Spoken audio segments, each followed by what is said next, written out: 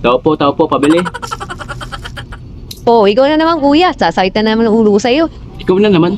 Bakit? May problema? Wala ba talaga ibang tao yan? Wala po. Ako lang po. Kasi si mama at saka si Lola na malengke. Wala. Ang hirap mo pa naman kausap. Kayo nga itong mahirap kausap eh. Bata ka talaga. Patanda lang kasi talaga kayo. Ano bang bibili nyo? Sige, intindihin mo yung sasabihin ko ha. Sige, pakilinawan nyo lang sasabihin nyo ah. Pabili ako ng pamada. Pamada? Ano yung pamada? Hindi ko alam yan, bossing. Yung pang sa buhok. Pamahid sa buhok. Para kumintab. Para tumatag yung buhok mo. Pamada ang tawag dun. Ay, hindi ko po alam yan. Wala po kami mga sinaunang pamahid dito. Hindi mo na naman alam yun. Talaga kang bata ka. Tanong mo sa lola mo ha, pamada. Ay, ever since po, hindi po talaga nagtitinda ng ganyan si Lola. Meron dito styling gel. Styling gel. Pwede ba yun? Styling gel? Ay, opo. Yan po ang uso na pamahid sa buhok ngayon. Styling gel. Sigurado kung pwede styling gel ha. Ay, sigurado po. Kaya po ang ginagamit na ngayon, hindi na pamada. Pag wala na lang, spray net na lang, spray net. Spray net, mga sinauna talaga yung hinahanap nyo. Wala kaming ganyan. Hindi mo din alam yun? Wala po kaming tindang pang sinaunang tao. Natokwa talaga yung tindahan ko. Anak ng tipaklong. Sige, yun na lang, styling gel na lang. Ayun, natapos din. Styling gel ah. Pagkano? 5 piso lang po, bossing. 5? O sige, isa. O sige, wait lang. Kukunin ko lang. Excited ka? O, yan na. Tsaka lana. Anong lana yan? Precious lana gigaman? Hindi mo tayo alam yung lana? Anak ng tokwa. Magalit si inang ko niyan. Wala po talaga kasi kaming tindang pang sinaunang tao dito. Lana. Pag masakit ang katawan mo, ayun ipapahid mo. Pampanghilot. Lana ang tawag doon. Ah, parang baby oil. Pwedeng panghilot yun eh, langis. Oo, parang baby oil.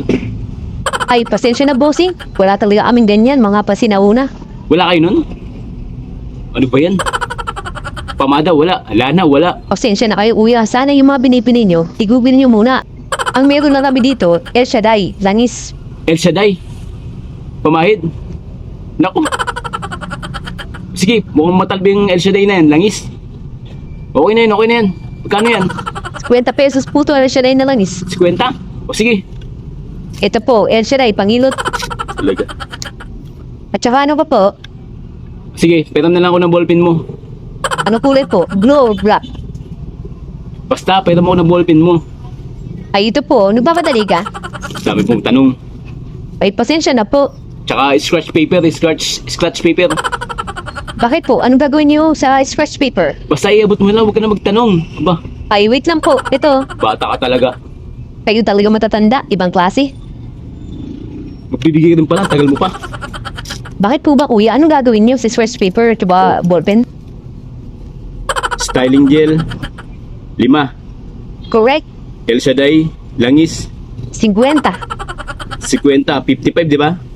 Tapos ang pangalan ko, Barabas ha. Ay, kaya naman pala budas ang ugali nito. Badawas palang pangalan. Ang palabas, bali, 55 pesos plus 5. Ay, 50 pesos 5. 55. O, 55. Utang ko to ha.